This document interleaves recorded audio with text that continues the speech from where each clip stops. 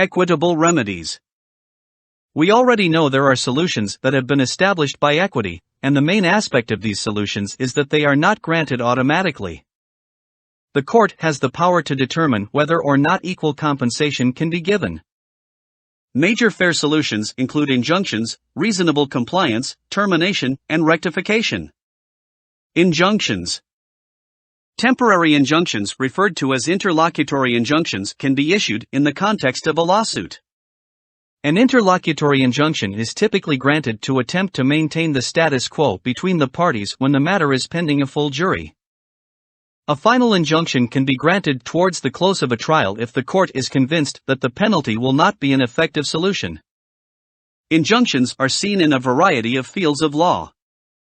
For example, they can be used in contract law to avoid a potential violation of contract, in the law of misconduct to deter the occurrence of a nuisance or to limit a continuing trespass on property, in family law on regulating domestic abuse, or in civil law to prohibit public officials from behaving unlawfully.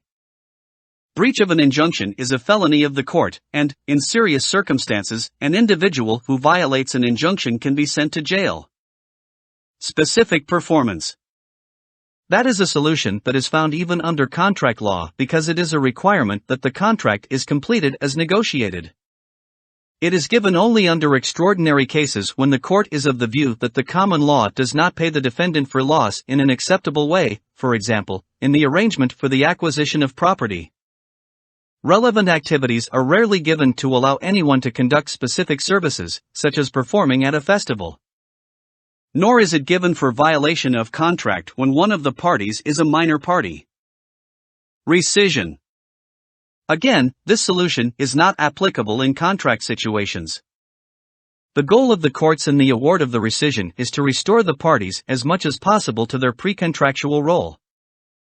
The primary reasons for termination include a misstatement that has caused one person to enter into a contract or an omission, which has a profound impact on the contract.